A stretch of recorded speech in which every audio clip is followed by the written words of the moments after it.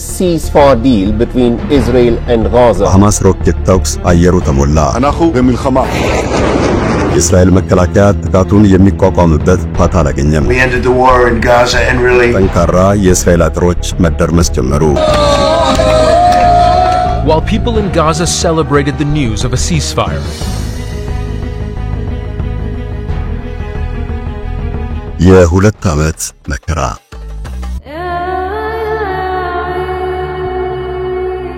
በመዲናችን አዲስ አበባ ብዙዎችን እያስገረመ ያለ በአይነቱ ልዩ የሆነ ቦታ እናስተዋውቃችሁ።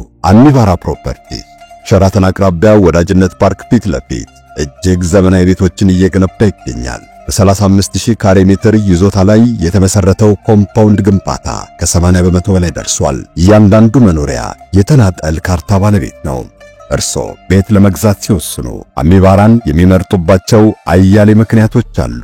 ከባለ 1 እስከ ባለ 4 መኝታ ቤቶቻችን ከ50 በመቶ በላይ ብድር ተመቻችቶላቸዋል። አዲሱን ዓመት ታሳቢ በማድረግ ከ1 እስከ 7.4 ሚሊዮን ብር ልዩ ቅናሽ ተዘጋጅቷል። ቤቶቹ በልዩ ጥበብ የተገነቡ ናቸው። ምን ይጠብቃሉ? አሁኑኑ ለ0933 75 44 44 ይደውሉ። አሚባራ ፕሮፐርቲስ። אנחנו במלחמה, לא במבצע, לא בסבבים, במלחמה. ጥቅምት 27 2016 በፈረንጆቹ ኦክቶበር 7 2023 ለኛ እንደማንኛውም አይነት ዕለት ሊሆን ይችላል። ለመካከለኛው ምስራቅ ግን በላ መውረድ የጀመረበት ነው። ለእሁድ አጥቢያ ቅዳሜ ሌሊት የታጠቁ የሐማስ ተዋጊዎች ደቡባዊ እስራኤልን ሰብረውና በረው ሲረግጡ እሳት ነው ያዘነቡት። እጅግ የተሰላና ያልታሰበ አደጋ ጥለው እስራኤላውያንን ከባድ ድንጋጤ ውስጥ ከተቷቸው። የአልአክሳው ጎርፍ በሚል መጠሪያ ባካሄዱት ዘመቻ ደቡባዊና ማዕከላዊ እስራኤልን እስከ 5000 በሚደርስ ሮኬት ሲቀጠቅጡ የብረት አጥር የተባለው መከላከያ ሊያቅባቸው አልቻለም። በጋዛ ሰርጥና በደቡባዊ እስራኤል መሃል የተዘረጋውን የሽቦ ግድግዳ እየጣሱና እየበረሩ ተሻግረው ሪም የተባለውን መንደር አጥለቀለቁት። አይሁድ ሲምካት ቶራ የተባለውን በዓላቸውን እያከበሩ ነበር። የዚህ አይነቱ አደጋ እንደሚወድቅ ማንም አልጠረጠረም። እንደውም ድንበር አቅራቢያ በሚገኘው መንደር ቅልጥ ያለ የሙዚቃ ድግስ እየተካሄደ ነበር። የፍልስጤሙ ታጣቂ ቡድን ሐማስ ጥቃት የከፈተው ከ1400 የበለጡ ሰላማዊ እስራኤላውያንና 379 ጸጥታ አስከባሪዎች ተገደሉ። 250 ሰዎች ደግሞ ታግተው ተወሰዱ። የእስራኤል ጦር ለዚህ ጥቃት የሰጠው አጸፋ ግን አስነዋሪም አጸያፊም ነው። We are putting a complete siege on Gaza. ዓለም የኋላም ቢሆን በተቀራረበ ድምፅ አውግዞታል። የጋዛ ሰርጥን ከተሞች ባርገፈገፈው የእስራኤል ጦር ምላሽ ከ60 ሺህ በላይ ሰዎች ረገፉ። ጋዛ ከተማ ወደ ፍርስራሽነት ተቀየረች። የሚበላ የሚጠጣ ጠፋ። የምዕራቡ ዓለም መገናኛ ብዙሃንና ታዛቢዎች የሐማስ ዱላ ለአይሁድ ከናዚ ጅምላ ጨፍጨፋ ቀጥሎ የሚቀመጥ እንደሆነ በመጥቀስ ከባድነቱን ይገልጹታል። ወደ አካባቢው ጦርነት ለመሸጋገርም ዳርቶታል። ከፍልስጤሙ ጋዛ ባሻገር የመን፣ ኢራን፣ ሊባኖስ፣ ሶሪያና ኢራቅ ወላፈኑ ገርፏቸዋል። በቅርቡ ደግሞ ቃጣርም በእስራኤላውያኑ ተደፍራለች።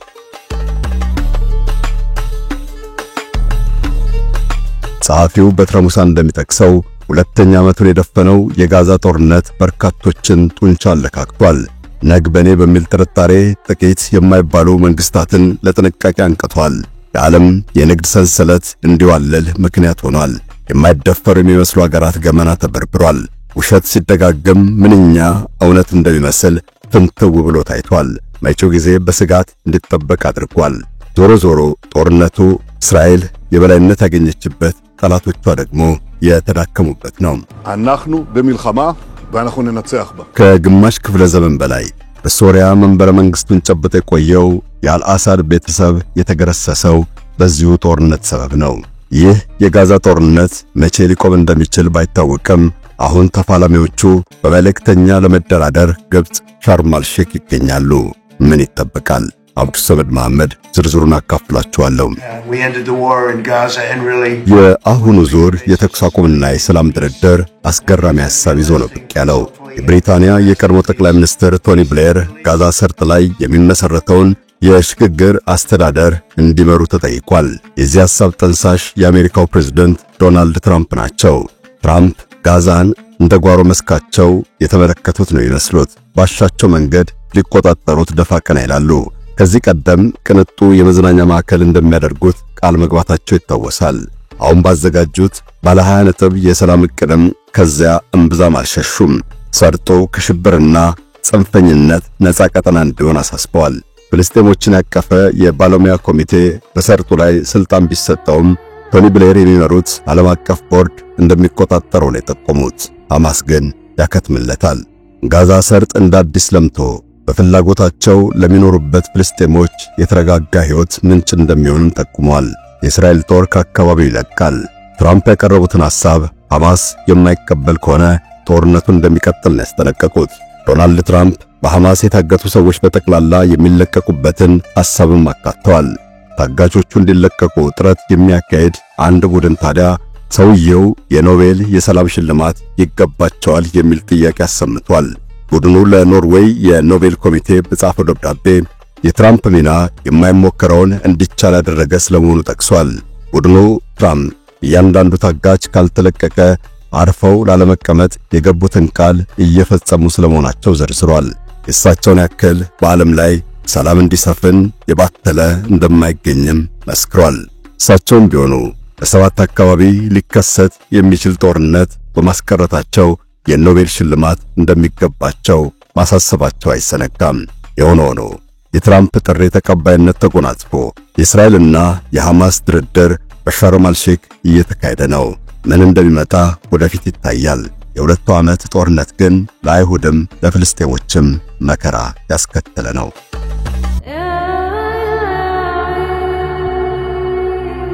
ጋዛ ሰርጥ ወደ 2.3 ሚሊዮን ሰዎች የሚኖሩበት በአብዛኛው በእስራኤል የተከበበ ከሜዲትሬኒያን ባህር ጋር የሚዋሰን የፍልስጤም ግዛት ነው። በዚህ ቀጠና የሚኖሩ ፍልስጤሞች መውጫ መግቢያቸው ሁሉ በእስራኤል የጸጥታ ሰራተኞች ጥብቅ ቁጥጥር ይደረግበታል። በዚህ የፍልስጤም ግዛት የመሸገው ፖለቲካዊና ወታደራዊ ክንፍ ያለው ሐማስ በየጊዜው በእስራኤል ላይ ጥቃት ይፈጽማል። እስራኤልም የሐማስን ጥቃት እያሳሰበች ጋዛ ሰርጥን በአየርና በመድፍ ማውደሟ የተለመደ ነው። ሐማስ ወይም ሐራካ አልሙቃወም አልኢስላሚያ የተባለው የፍልስጤም ቡድን እስራኤል ጥቃቷንና ጥበቃዋን በየጊዜው በጨመረች ቁጥር እሱም በዛው ልክ አዳዲስ ዘዴዎችን እያፋፋመ ይገኛል። ኢንቲፋዳ በመባል የሚታወቀው የፍልስጤማውያን ትግል ለመጀመሪያ ጊዜ ከፈነዳ ወዲህ በ1987 በአህመድ ያሲንና አብዱልአዚዝ አልራቲስ የተመሰረተ ነው ይባላል። ሐማስ በኃይል የፍልስጤምን ግዛት ለማስመለስ የሚታገል የጦር ኃይልን ምርጫ ያደረገ ቡድን ነው። ቃጣር በ2021 ለሐማስ $360 ሚሊዮን ድጋፍ ሰጥታለች ይባላል። ኢራን ደግሞ በየዓመቱ $100 ሚሊዮን ታፈስለታለች። ሐማስን ብዙ የመካከለኛው ምስራቅ ሀገራት በድብቅም በአደባባይም ይደግፉታል። በፍልስጤሞችም በተለይ ደግሞ በወጣቶች ከፍተኛ ድጋፍ አለው። ሐማስ ለፍልስጤም ነጻነት የሚታገል ሐቀኛ የትግል ቡድን መሆኑ በደጋፊዎቹ ቢነገርም እስራኤልና ምዕራባውያን ግን አሸባሪ ብለው ፈርጀውታል።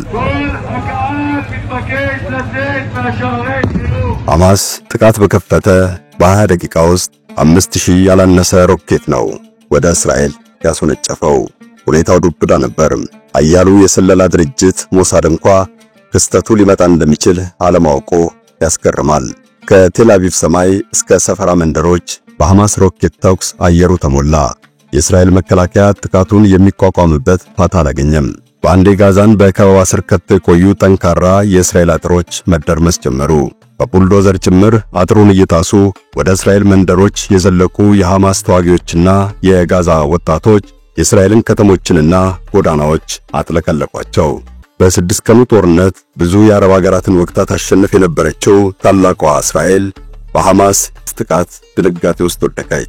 ሐማስ የጀመረው የአላክሳ ማዕበል በዱብዳነቱ ብቻ ሳይሆን በውድመቱም ጭምር እንደ አውሮፓውያን አቆጣጠር በ1973 ከተካሄደው የአረብ እስራኤላውያን የዮም ኪፑር ጦርነት ጋር በንጽጽር እየተነሳ ነው። ይህ የዓለምን የውጊያ ታሪክ የቀየረ ጦርነት በተከናወነ በ50 ዓመቱ ደግሞ ተመሳሳይ ጥቃት ይመጣል ብለው የእስራኤል ሰዎች አለመገመታቸው ታላቅ ስህተት ነበር።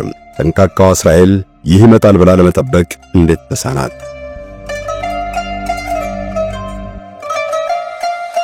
የሐማስ ጥቃት እጅግ የተቀናጀ መሆኑ አስደናቂ ዝግጅት እንደነበረው ያሳያል። በአየር በባህርና በየብስ ጭምር ነው የተከፈተው። ጀልባዎችን በመጠቀም የእስራኤልን ባህር ኃይል ማውደም፣ ፓራግላይድ የተባለ የአየር ላይ መንሳፈፊያን በመጠቀም እንዲሁም በመኪናና በእግር የተቀናጀ ውጊያን የተከፈተው። ማለዳ 12 ሰዓት ተኩል የጀመረው የሐማስ የሮኬት ጥቃት ያለማቋረጥ በየአቅጣጫው የእስራኤልን ከተሞች ያደባይ ጀመር። ከረም ሻሎምና ኢሪዛ በተባሉ ሁለት የጋዛ ሰርጥ መውጫና መግቢያ ኬላዎች በኩል ሐማስ ጥቃቱን አፋፋመ። ኬላውን ጥሰው ያለፉ የሐማስ ተዋጊዎችና የጋዛ ወጣቶች ከጋዛ በሚዋሰኑ 7 የእስራኤል ከተሞች ውስጥ ታዩ። በየጎዳናው ከእስራኤል ፖሊስና ጦር ጋር ተፋለሙ። በየከተሞቹ እስራኤላውያንን ይዘው ያግታሉ። ኬላዎች፣ ሕንፃዎች፣ ወታደራዊ ተሽከርካሪዎች፣ ታንኮች፣ የጦር ሰፈሮች ሁሉ የሐማስ ኢላማ ሆነው ነበር። በአንድ ቀን ጥቃት ብቻ ከ300 በላይ ሰዎች ከሁለቱም ወገን መሞታቸውና በሺህ የሚቆጠሩ መቁሰላቸው ታውቋል። በፈረንጆቹ 2006 በጋዛ ሰርጥ በተካሄደ አጠቃላይ ምርጫ ነው ሐማስ ወደ ስልጣን የመጣው። ቡድኑ ያሲር አራፋት ከመሰረቱት ጠንካራው የፍልስጤም ነፃ አውጪ ድርጅት PLO ወይም ፋታህ በልጦ በህዝብ መመረጡ ያስገርማል። በ2007 ግን ከፋታህ ጋር አልተስማሙም። ሐማስና ፋታህ ወደ ጦርነት ገቡ። በስተመጨረሻ ሐማስ አሸንፎ ጠንካራ ድጋፍ ባገኘበት ጋዛ ሰርጥ 2.3 ሚሊዮን ዜጎችን ማስተዳደር ቀጠለ። ፋታህ ደግሞ በምዕራባዊ ዮርዳኖስ ወንዝ ዳርቻ ግዛት ተወስኖ ቀረ። እስራኤልና ግብጽ የሐማስ ጦረኛ አካሄድ አይመቻቸውም። በዚህ የተነሳ ከጋዛ ሰርጥ ጋር የሚዋሰነውን ድንበር ዘግተዋል። ሐማስ የሚመራው ጋዛ ሰርጥ በጥብቅ ሁኔታ የተዘጋ ቢሆንም መሳሪያና እርዳታ ግን ከውጭ ሀገራት ማግኘቱን ቀጥሏል። ለምሳሌ ፋጀር የተባለውን ሮኬት ከኢራን በመቀበል መታጠቁን በተለያዩ ጊዜያት ለመገናኛ ብዙሃን አሳይቷል። ሩሲያ ሰራሹን ኮርኔት ጸረ ታንክ ሚሳኤልም መታጠቁን አሳይቷል። አንድ የቡድኑ አመራር ለአልጀዚራ እንደገለጹት ሐማስ ከኢራን ብቻ ሳይሆን ከሶሪያና ከሱዳንም መሳሪያ ያገኛል። መሳሪያና እርዳታ ከማንም ቢገኝም አይጠላም። ሐማስ እስራኤልን ማውደም ርዕዮተ ዓለማዊ ግቡ ነው። በጠመንጃ እስራኤልን በማሸነፍ የፍልስጤሞችን አገር እንደሚመሰረት ያልማል። ሐማስ በእስራኤልና አጋሮቿ አሸባሪ ተብሎ የተፈረጀ ቡድን ቢሆንም የብዙ የፍልስጤም ወጣቶችንና የመካከለኛ ምስራቅ አንዳንድ አገራትን ድጋፍ በሰፊው ያገኛል። ቃጣር፣ ቱርክ፣ ሶሪያ፣ ኢራንና ሌሎችም ይደግፉታል ይባላል። የእስራኤል ጋዛን አጥሮ መዝጋት ደግሞ ለሐማስ ተጨማሪ ድጋፍ አትርፎለታል። እስራኤላውያን ጋዛን ዘግተው ከ2 ሚሊዮን በላይ ፍልስጤሞችን በረሃብና በችጋር እየቀጡ ነው የሚለው ክስ ለሐማስ ድጋፍ መሰረት ነው።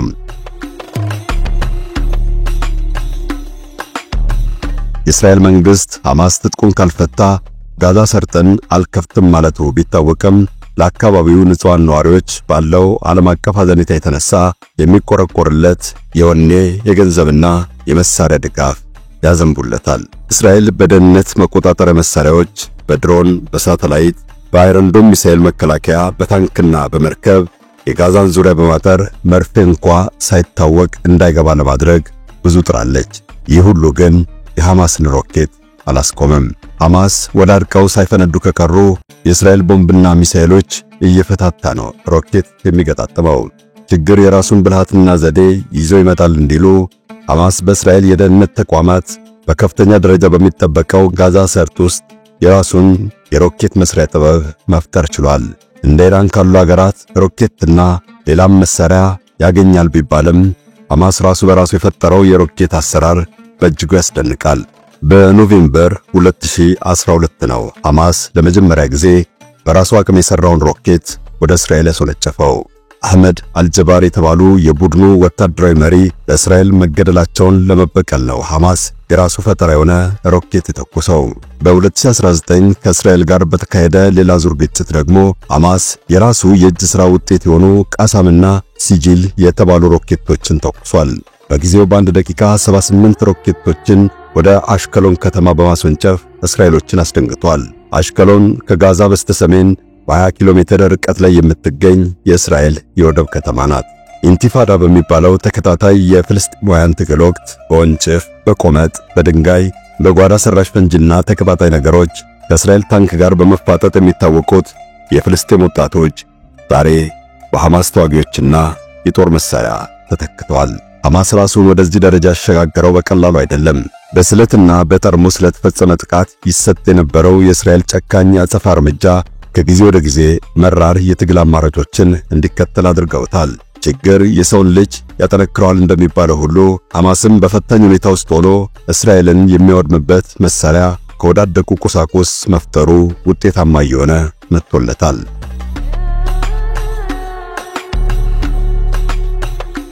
እስራኤል ከጋዛ የሚሰነዘረው የሐማስ ጥቃት እያሰጋት የመጣው ግዛቱ ሙሉ ለሙሉ በሐማስ ቁጥጥር ስር ከመውደቁ በፊት ነው።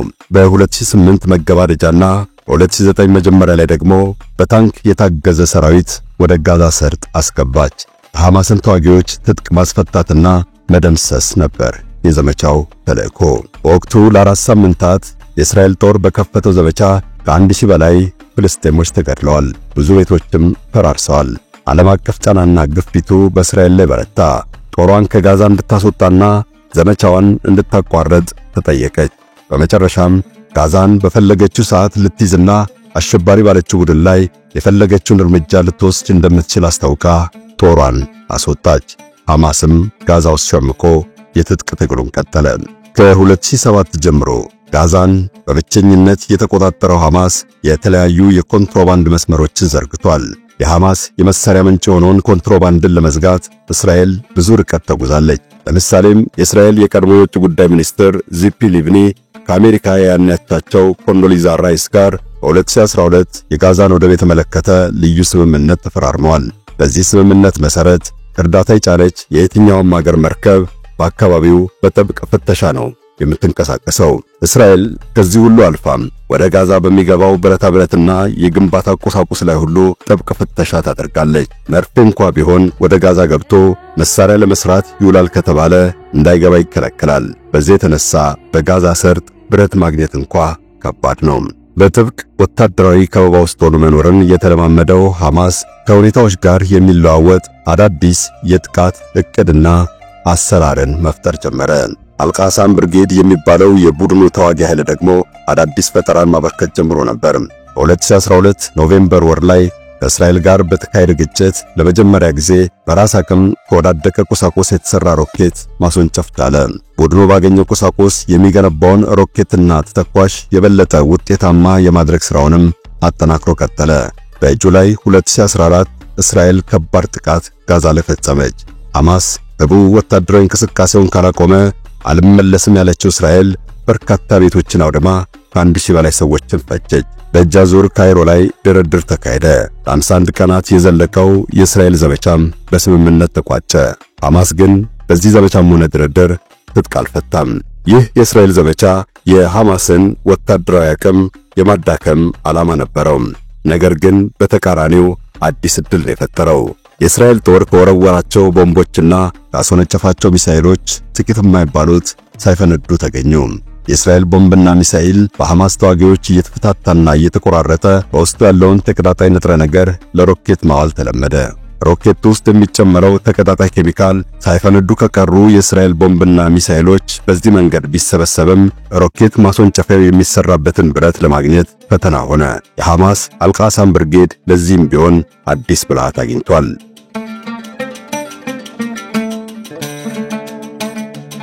2005 ነበር እስራኤል ከጋዛ ሰርጥ ሙሉ በሙሉ ጦሯን ያስወጣቸው። በጋዛ ጀምራው ለነበረው የሰፈራ ፕሮግራም የሚውል አያሌ ኪሎ ሜትር የተዘረጋ የውሃ ቧንቧ ፕሮጀክት ሳያልቅ ነው ለቃ ያወጣቸው። ይህ መሬት ውስጥ የተቀበረ የብረት ቧንቧ ደግሞ ሐማስ ለጀመረው ሮኬት የመስራት እንቅስቃሴ ትልቅ ግብዓት ሆነ። የቧንቧ ብረቱ እየወጣ በስሱ እየተቆራረጠ በሮኬት ቅርጽ ተሰራ። እሱ ደግሞ ከእስራኤል ቦምብና ሚሳኤል ውስጥ የወጣው ተቀጣጣይ ነገር ይጨመርበታል። በዚህ መንገድ የሮኬት ግንባታውን ያጠናከረው ሐማስ ስራው ከባድ ቢሆንም በሂደት ግን በአደገኝነቱም ሆነ በኢላማው ውጤታማ የሆነ ሮኬት መገንባት እየተሳካለት ሄደ። እስራኤል በየጊዜው ወታደራዊ እርምጃ እየከፈተች ሐማስን ለማዳከምና ቢቻልም ትጥቅ ለማስፈታት ሞክራለች። ይህ ግን በአብዛኛው ሌላ ዙር በቀልና ጥቃት ነው የወለደው። እስራኤል በተቻለ መጠን ከሐማስ ጋር ለመደራደርም ቢሆን ብዙ ሙከራ ማድረጓ ይነገራል። በተለያየ ጊዜ በሶስተኛ ወገን እየተደራደሩት እስራኤልና ሐማስ መግባባትም አልቻሉም። እስራኤል ሐማስ ትጥቁን እንዲፈታ ቅድመ ሁኔታ አስቀምጣለች። ሐማስ ደግሞ እስራኤል ከ1967 በፊት ወደ ነበረችበት ሉዓላዊ ድንበር እንድትመለስ ይጠይቃል። ሐማስ እስራኤልን በኃይል የማጥፋትም አዋጅ አለው። የእስራኤል ፍልስጤም ግጭት ሁሌም ዓለምን እንደሚፈትነው ሁሉ አሁንም በስጋት እየታየ ነው። የሰው ልጅ ልጠፋፋ ካለ ትንሽ ትልቅ ሳይል ሁሉም ባለው አቅም እንደሚችል የእስራኤልና ሐማስ እልቂት ለዓለማችን ትልቅ ትምህርት ነው። የሚያገናዝብ ጭንቅላት ያለው ሁሉ አንዱን ተፉዞ ሌላውን ከመቃወም ይልቅ ሰላም ብቸኛው አዋጭ መንገድ መሆኑን ሊሰብክ ይገባል። በአራፋትና በፔሎ የትግል አቅጣጫ መቀየር የተነሳ ነው ፍልስጤማውያን በምዕራባዊ ዮርዳኖስ ወንዝ ዳርቻ ራማህ ከተማ ላይ ዋና መቀመጫውን ያደረገ ራስ ገዝ አስተዳደር መፍጠር የቻሉት። ጋዛ ሰርጥም ሆነ ምዕራባዊ ዳርቻ በፔሎ አስተዳደር ይመራ ጀመር። እስራኤል ከፍልስጤም ራስ ገዝ ግዛት ለቃ ለመውጣት ተገደደች። ቀጣዩ የቤት ሥራ የኢየሩሳሌም ዕጣ ፈንታና በወረራ ተወስዷል የሚባለውን ግዛት የማስለቀቅ ጉዳይ ነበር። ይህ ደግሞ ላስጨራሽ ተደጋጋሚ ድርድር ፈለገ። በአራፋትና በፔሎ አመራሮች ብዙ ለውጦችን ያገኘው የፍልስጤም አስተዳደር ራሱን የቻለ ዓለም አቀፍ ዕውቅና ያለው መንግስት ወደ መፍጠር እንደሚሸጋገር ፍጹም ታምኖበት ነበር። ነገር ግን መካከለኛው ምስራቅ በብዙ አቅጣጫ የውጭ ጣልቃ ገቦች የበዙበትና በሰላም ይልቅ በኃይልና በግጭት ዓላማቸውን ማስፈጸም እንደሚችሉ የሚያስቡ አክራሪ ቡድኖች የሞሉበት ነውና ሂደቱ ሳይሳካ ተዳከመ። በእስራኤል በኩል ከፍልስጤም ጋር ተደራደራችሁ ብለው መሪዎቻቸውን የሚገድሉ አክራሪዎች ተፈጠሩ። በፍልስጤምም ቢሆን እንደ ሐማስና እስላማዊ ጂሃድ ያሉ ቡድኖች ተፈለፈሉ። በሁሉም ወገን ተሰሚነት ያላቸው እንደ ያሲር አራፋት ያሉ መሪዎች በእርጅናና በህመም ተጽዕኗቸው እየቀነሰ በሞት ተለዩ። በመጨረሻ በድርድርም ሆነ በኃይል የመካከለኛ ምስራቅ ጉዳይ ፈቅ የማይል ሆኖ ቀረ። በዚህ የተነሳ ደም መፋሰሱ እስካሁንም ቀጥሏል።